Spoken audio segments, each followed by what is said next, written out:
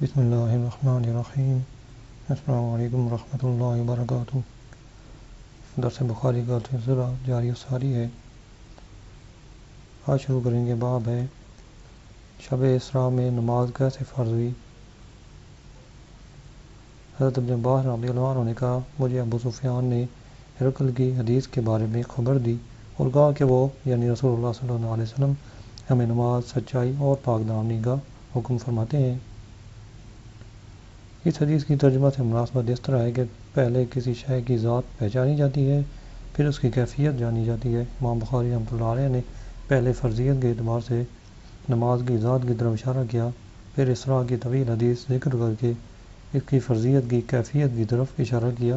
گویا حضرت ابن عباس رضی اللہ عنہ کا قول نماز کی کیفیت کے بیان کی تمہید ہے، اس اعتبار سے یہ حدیث اس ترجمہ میں داخل ہے۔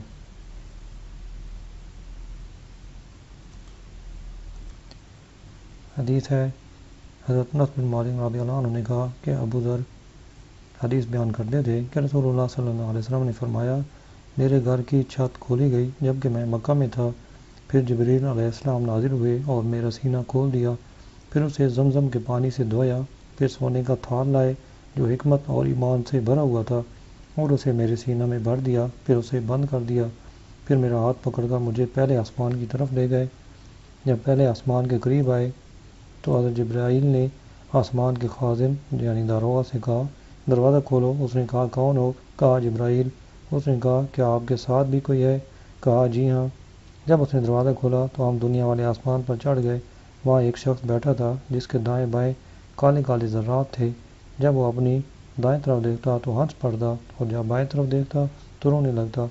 اس نے مجھے دیکھ کر کہا، اے نبی صالح اور نیک بیٹے، مرحبا۔ میں نے جبرائیل سے پوچھا، یہ کون ہے؟ اس نے کہا، یہ آدم علیہ السلام ہے اور یہ کالے کالے ذرے جو ان کے دائیں بائیں ہیں ان کی اولاد کی روحیں ہیں۔ پھر ان میں سے دائیں طرف والے جنتی ہیں اور بائیں طرف والے ذرات دوزخی ہیں۔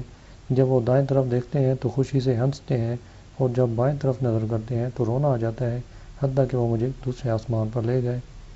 جبرائیل نے اس کے داروغہ سے کہا، دروازہ کھولو۔ اس کے داروغہ نے وہی کہا جو پہلے آسمان کے خازن نے کہا تھا۔ اس نے دروازہ کھول دیا۔ انس نے کہا، ابو ذر نے ذکر کیا کہ آپ صلی اللہ علیہ وسلم آسمانوں میں حضرت آدم، ادریس، موسیٰ، عیسیٰ اور ابراہیم علیہ السلام سے ملے اور یہ نہ بیان کیا کہ ان کے منازل کیسے ہیں، مگر یہ ذکر کیا کہ آپ نے آدم کو پہلے آسمان میں، سیدنا ابراہیم علیہ السلام کو چھٹے آسمان میں دیکھا۔ حضرت انس رضی اللہ عنہ نے کہا، جب جبرائیل علیہ السلام نبی کریم صلی اللہ علیہ وسلم کے ساتھ ادریس علیہ السلام سے گزرے تو انہوں نے کہا، اے صالح نبی اور نیک بھائی، مرحبا۔ میں نے کہا، یہ کون ہے؟ کہا، یہ موسیٰ علیہ السلام ہے۔ پھر میں عیسیٰ علیہ السلام کے پاس سے گزرا تو انہوں نے کہا، اے صالح نبی اور نیک بھائی، مرحبا۔ میں نے کہا، یہ کون ہے؟ جبرائیل نے کہا، یہ عیسیٰ علیہ السلام ہے۔ ابن شہاب نے کہا، مجھے ابن حزم نے خبر دی کہ ابن عباس اور ابو حبہ انصاری ذکر کرتے تھے کہ نبی کریم صلی اللہ علیہ وسلم نے فرمایا، پھر مجھے اوپر لے گئے حتیٰ کہ میں صاف برابر جگہ پہنچا، وہاں میں اقلام کی آواز سن رہا تھا۔ ابن حزم اور انس رضی اللہ عنہ نے کہا کہ نبی کریم صلی اللہ علیہ وسلم نے فرمایا، اللہ تعالیٰ نے میری امت پر 50 نمازیں فرض کی۔ میں ان کے ساتھ واپس ہوا حتیٰ کہ حضرت موسیٰ علیہ السلام سے گزرا تو انہوں نے کہا، اللہ تعالیٰ نے آپ کی امت پر کیا فرض کیا؟ میں نے کہا، 50 نمازیں۔ انہوں نے کہا، آپ اپنے رب کے پاس تشریف لے جائیں کیونکہ آپ کی امت اتنی نمازیں پڑھنے کی طاقت نہ رکھے گی۔ میں واپس گیا تو اللہ تعالیٰ نے ان کا کچھ حصہ کم کر دیا۔ میں موسیٰ کی طرف لوٹا اور کہا، اللہ نے کچھ کم کر دی ہے۔ انہوں نے کہا، آپ اپنے رب کے پاس دوبارہ جائیں کیونکہ آپ کی امت اس کی متحمل نہ ہوگی۔ میں واپس گیا تو اللہ تعالیٰ نے ایک حصہ پھر کم کر دیا۔ میں اس کی طرف لوٹا تو انہوں نے کہا، اپنے رب کے پاس دوبارہ جائیں، آپ کی امت اتنی نمازیں پڑھنے کی متحمل نہ ہوگی۔ میں دوبارہ واپس گیا تو اللہ تعالیٰ نے فرمایا، یہ 5 نمازیں ہیں مگر یہ 50 ہی ہیں، میرے ہاں کلام بدلا نہیں کرتا۔ میں موسیٰ علیہ السلام کی طرف لوٹا تو انہوں نے کہا، آپ اپنے رب کے پاس دوبارہ جائیں۔ میں نے کہا، اب مجھے اپنے رب سے حیا آتی ہے۔ پھر حضرت جبرائیل علیہ السلام میرے ساتھ ہم سفر ہوئے حتیٰ کہ سدرۃ المنتہا تک پہنچے۔ اسے مختلف رنگوں نے ڈھکا ہوا تھا، نامعلوم وہ کیا تھے۔ پھر جنت میں لے جایا گیا، اس میں موتیوں کے کبے تھے اور اس کی مٹی کستوری تھی۔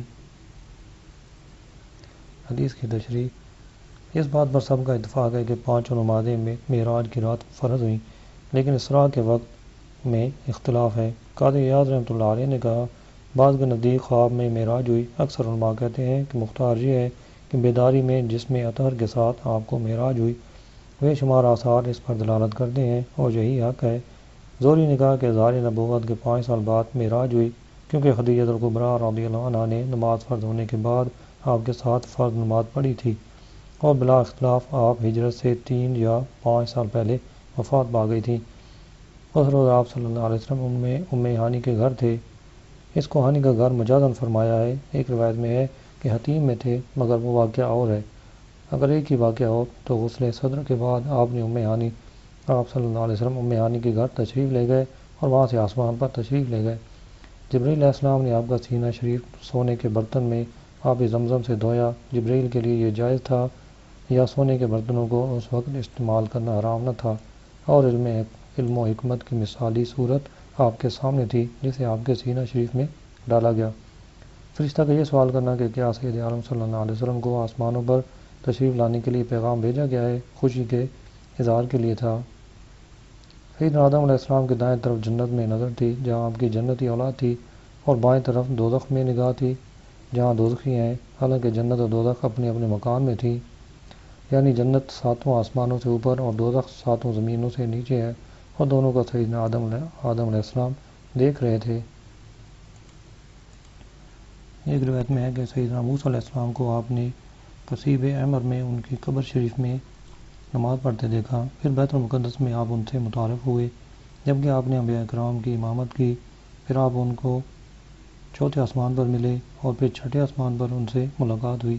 معلوم ہوا کہ سیدنا موسیٰ علیہ السلام اور دیگر انبیاء کرام ایک لحظہ میں کئی جگہ موجود ہو سکتے ہیں۔ اہل میزان کے نزدیک تکثر جزئی کا استعالہ ان کی عقول تک محدود ہے، یہ شرعاً محال نہیں۔ صریف الاقلام، اللہ تعالیٰ کے فیصلوں کو فرشتے لکھتے ہیں، یہ ان کے قلموں کی آواز تھی۔ اللہ تعالیٰ عالم الغیب ہے، تدوین کتب سے یاد کرنے سے وہ پاک ہے، وہ اپنی مخلوق میں تدبیر کے لیے جو چاہے کرے، اس کی حکمت وہی جانتا ہے۔ یہاں شدر سے مراد بعض ہے، ظاہر بھی یہی ہے تاکہ تمام روایات متفق ہو جائیں۔ اللہ تعالیٰ نے فرمایا، یہ نمازیں عمل میں 5 ہیں اور ثواب میں 50 ہیں، کیونکہ ہر نیکی کرنے سے 10 گنا ثواب حاصل ہوتا ہے۔ دراصل ہم پر نمازیں 50 فرض تھیں، پھر اللہ تعالیٰ نے اپنے بندوں پر رحم کرتے ہوئے تخفیف کر دی، اور جس کی ادا آپ صلی اللہ علیہ وسلم پر فرض تھی اسے منسوخ کر دیا۔ سیدنا حضرت نبی کریم صلی اللہ علیہ وسلم کے ساتھ سب سے پہلے خدیجہ الکبریٰ رضی اللہ عنہا نے نماز پڑھی، کیونکہ سیدنا جبریل علیہ السلام نے وادی کے کنارے میں ایڑی ماری تو پانی کا چشمہ جاری ہو گیا۔ پھر وہاں سے جبریل علیہ السلام نے وضو کیا، جبکہ آپ صلی اللہ علیہ وسلم اسے دیکھ رہے تھے۔ آپ واپس اپنے گھر تشریف لائے اور ام المومنین کا ہاتھ پکڑ کر ان کو اس چشمہ پر لائے اور اس کے پانی سے وضو فرمایا جیسے جبریل علیہ السلام نے وضو کیا تھا۔ پھر دونوں نے 2 رکعت نماز پڑھی۔ اس حدیث شریف سے معلوم ہوتا ہے کہ لوگوں کے اچھے اعمال سے سیدنا آدم علیہ السلام خوش ہوتے ہیں اور برے اعمال سے غمناک ہوتے ہیں۔ معلوم ہوا کہ سیدنا آدم علیہ السلام ساری مخلوق کے اعمال پر مطلع ہیں، کسی کے سامنے اس کی مدح جائز ہے جبکہ وہ اس سے فخر و غرور میں نہ آئے۔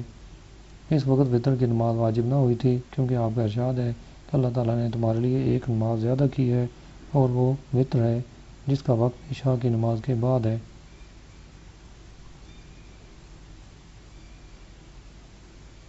اگلی حدیث ہے، ام المومنین عائشہ رضی اللہ عنہا نے کہا، جب اللہ تعالیٰ نے نماز فرض کی تو حضر و سفر میں 2 رکعتیں فرض کی، سفر کی نماز تو برقرار رکھی گئی اور حضر کی نماز میں اضافہ کیا گیا۔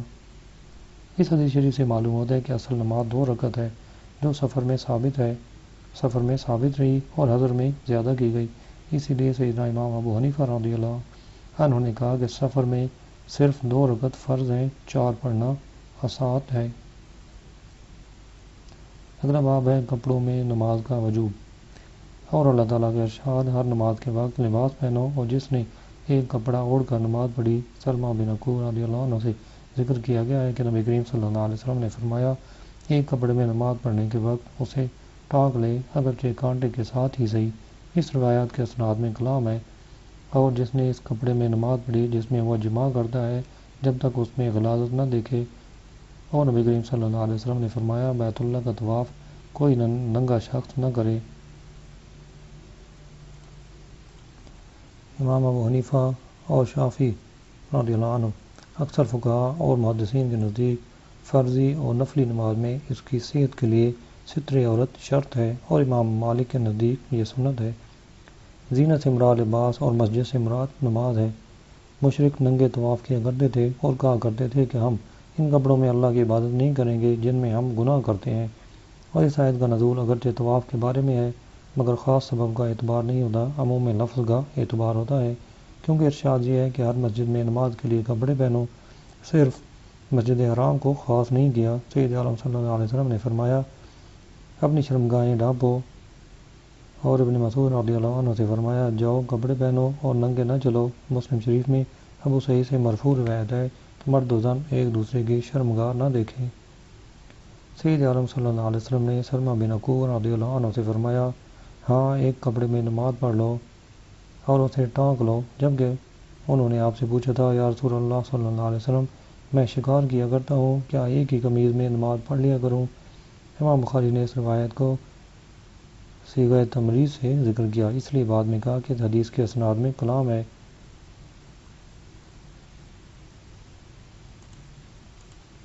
اگلی حدیث ہے ام عطیہ رضی اللہ عنہ سے روایت ہے ہمیں یہ حکم ہوا کہ ہم دونوں عیدوں میں حیض والی اور پردہ دار عورتوں کو نکالیں، وہ مسلمانوں کی جماعت اور ان کی دعا میں حاضر ہوں، اور حیض والی عورتیں عیدگاہ سے علیحدہ رہیں۔ ایک عورت نے کہا یا رسول اللہ صلی اللہ علیہ وسلم ہم میں سے کسی عورت کی چادر نہیں ہوتی؟ آپ نے فرمایا اس کی سہیلی اپنی چادروں میں سے ایک اسے پہنا دے۔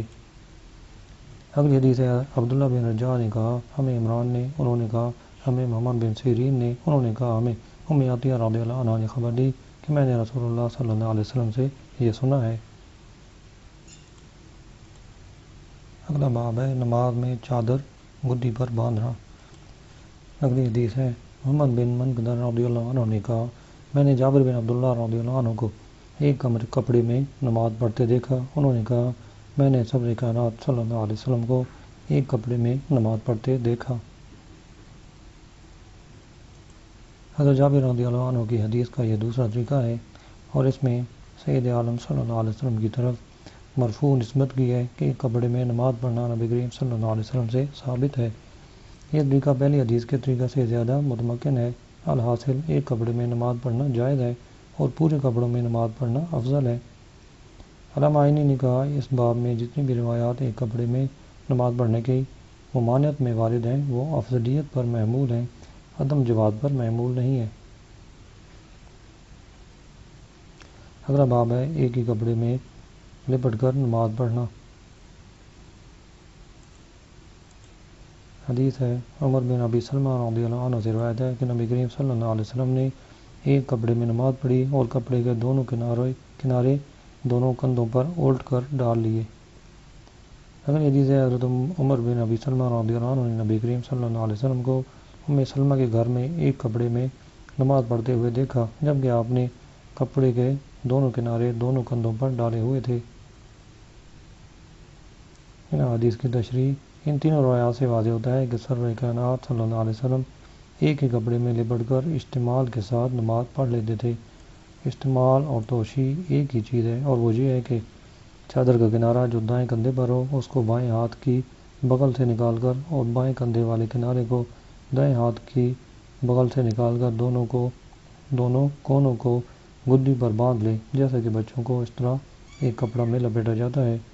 اس طرح دونوں کنارے مختلف کرنے سے نمازی کی نظر رکوع کے وقت شرمگاہ پر نہیں پڑتی اور نماز میں ستر عورت ہو جاتا ہے۔ جب کپڑے نہ ہو تو اس طرح ایک کپڑے میں نماز پڑھنا جائز ہے، اور جس اشتمال سماع سے منع کیا گیا ہے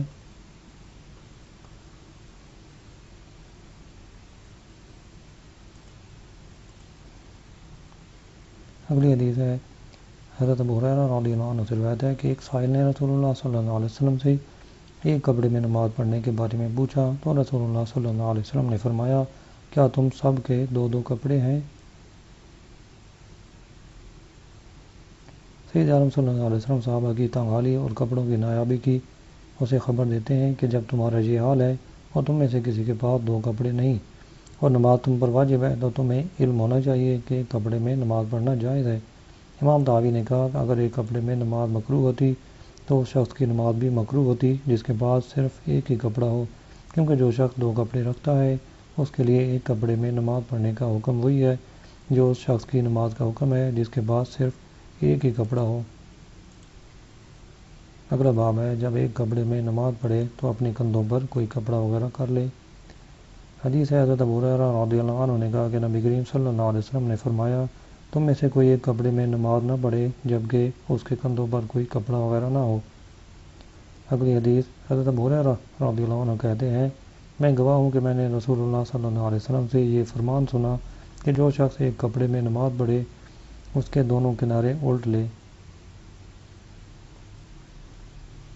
حدیث کی تشریح خطابی نے کہا یہ نہیں استحباب کے لیے، وجوب کے لیے نہیں، کیونکہ یہ ثابت ہے کہ نبی کریم صلی اللہ علیہ وسلم نے ایک کپڑے میں نماز پڑھی، اس کا ایک کنارہ آپ کی بیوی پر تھا جو وہاں سو رہی تھی، اور یہ مسلم ثبوت ہے کہ اس کپڑے کا جو حصہ آپ پہنے ہوئے تھے وہ اتنا وسیع تو نہ تھا کہ اس کا تہبند باندھ کر باقی کو اپنے دونوں کناروں پر کر سکے۔ نیز اس کے بعد حضرت جابر کی حدیث آ رہی ہے جس سے واضح ہوتا ہے کہ عاتق پر کوئی شے نہ ہو تو جب بھی نماز جائز ہے۔ دوسری حدیث کی تشریح دونوں کناروں میں الٹ پلٹ کرنا ہی توشیع اور اشتمال ہے۔ یہ اس لیے فرمایا کہ اوپر والا بدن اور زینت کا مقام مستور ہو، چھپا ہوا ہو۔ ابن بطال نے کہا کپڑے کا الٹ پلٹ کرنے کا فائدہ یہ ہے کہ رکوع کے وقت نمازی کی نگاہ شرمگاہ پر نہ پڑے۔ اس کا ایک اور فائدہ یہ بھی ہے کہ رکوع کرتے وقت کپڑا نہ گرے۔ جمہور کے نزدیک یہ امر استحبابی ہے، یعنی مستحب ہے۔ اگر نماز پڑھے اور عاتق پر کوئی شے نہ ہو تو نماز صحیح ہے۔ بعض علماء کہتے ہیں کہ اگر کپڑا نہ الٹائے تو کبھی اسے ہاتھ سے روکنے کی ضرورت پڑتی ہے جس میں مشغول ہونے سے سنت فوت ہو جاتی ہے اور وہ دائیں ہاتھ کو بائیں ہاتھ پر رکھنا ہے۔ اگلا باب ہے جب کپڑا تنگ ہو۔ حدیث ہے سعید بن حارث رضی اللہ عنہ نے کہا ہم نے جابر بن عبداللہ رضی اللہ عنہ سے ایک کپڑے میں نماز پڑھنے کے متعلق پوچھا تو انہوں نے کہا میں ایک سفر میں نبی کریم صلی اللہ علیہ وسلم کے ساتھ نکلا، ایک رات اپنے کسی کام کے لیے آیا تو آپ کو نماز پڑھتے ہوئے پایا، میرے اوپر صرف ایک کپڑا تھا، میں اس میں لپٹ گیا اور آپ کے ایک طرف نماز پڑھنے لگا۔ جب آپ نماز سے فارغ ہوئے تو فرمایا اے جابر رات کو آنے کا کیا سبب ہے؟ میں نے اپنی حاجت بیان کی۔ جب فارغ ہوا تو فرمایا یہ اشتمال کیسا ہے جو میں دیکھ رہا ہوں؟ میں نے کہا کپڑا تنگ تھا۔ فرمایا اگر کپڑا فراخ ہو تو اسے اوڑھ لیا کرو اور اگر تنگ ہو تو اس کا تہبند بنا لیا کرو۔ حدیث کی تشریح علامہ خطابی نے کہا جس اشتمال کا سید عالم صلی اللہ علیہ وسلم نے انکار فرمایا وہ اشتمال سماع ہے، وہ یہ ہے کہ کپڑے میں اس طرح لپٹ جائے کہ کپڑے کا کوئی کنارہ نہ اٹھائے اور نیچے کی طرف ہاتھ نکالنے کے بغیر کپڑے سے ہاتھ باہر نکالنا مشکل ہو جائے، اس وقت شرمگاہ کے بر نہ ہونے کا خوف ہوتا ہے۔ ابن بطال نے کہا حضرت جابر کی یہ حدیث ابو ہریرہ کی اس حدیث کی تفسیر ہے جو پہلے باب میں گزر چکی، وہ یہ کہ تم میں سے کوئی ایک کپڑے میں نماز نہ پڑھے جبکہ اس کے کندھے پر کوئی شے نہ ہو، کہ اس سے وہ کپڑا مراد ہے جو کشادہ ہو اور اسے اوڑھنا ممکن ہو، اور جب کپڑا چھوٹا ہو اور اسے اوڑھ نہ سکے تو تہبند باندھ لے۔ علامہ کرمانی نے کہا اگر یہ کہا جائے کہ پہلی حدیث جس میں ایک کپڑے سے تہبند باندھ کر نماز پڑھنے سے منع کیا ہے وہ بظاہر اس کے معارض ہے کہ اگر کپڑا کشادہ نہ ہو تو تہبند باندھ لے۔ امام طحاوی نے اس کا جواب یہ دیا کہ ایک کپڑے میں نماز پڑھنے سے نہیں اس شخص کے لیے ہے جو اور کپڑا بھی رکھتا ہو اور جس کے پاس دوسرا کپڑا نہ ہو، اس کے لیے ایک کپڑے میں نماز پڑھنا ممنوع نہیں، جیسے چھوٹے چھوٹے کپڑے کو تہبند باندھ کر نماز پڑھنے میں حرج نہیں۔ اس کا شاہد یہ ہے کہ صحابہ کرام رضی اللہ عنہم اپنی گردنوں پر چادریں باندھ کر نمازیں پڑھا کرتے تھے۔ اگر ان کے پاس اور کپڑے ہوتے تو وہ نماز میں ضرور کپڑے پہنتے اور عورتوں کو یہ تکلیف نہ دی جاتی کہ مردوں کے سیدھے کھڑے ہونے تک وہ اپنا سر سجدہ سے نہ اٹھائیں۔ حالانکہ سید عالم صلی اللہ علیہ وسلم نے فرمایا امام کی مخالفت نہ کرو، جب وہ سر اٹھائے تو تم بھی سر سجدہ سے اٹھاؤ۔ اس حدیث سے واضح ہوتا ہے کہ کپڑا جب کشادہ ہو تو اسے الٹ پلٹ کر لے اور جب تنگ ہو تو تہبند باندھ لے۔ اگلی حدیث ہے حضرت سعد رضی اللہ عنہ نے کہا کہ بعض لوگ نبی کریم صلی اللہ علیہ وسلم کے ساتھ نماز پڑھا کرتے تھے جبکہ وہ چادریں اپنی گردن پر ایسے باندھتے تھے جیسے بچوں کی ہیئت ہوتی ہے، اور عورتوں سے کہا جاتا ہے کہ تم اپنے سر سجدہ سے نہ اٹھاؤ حتیٰ کہ مرد سیدھے ہو کر بیٹھ جائیں۔ عورتوں کو سجدہ سے جلدی سر اٹھانے سے منع اس لیے کیا گیا تھا کہ لوگ ایک کپڑے میں لپٹ کر نماز پڑھا کرتے تھے جبکہ کپڑوں میں قلت تھی، اور ان کے سجود کی حالت میں اگر عورتیں سر جلدی اٹھا دیں تو ان کی شرمگاہوں پر نظر پڑنے کا خوف تھا۔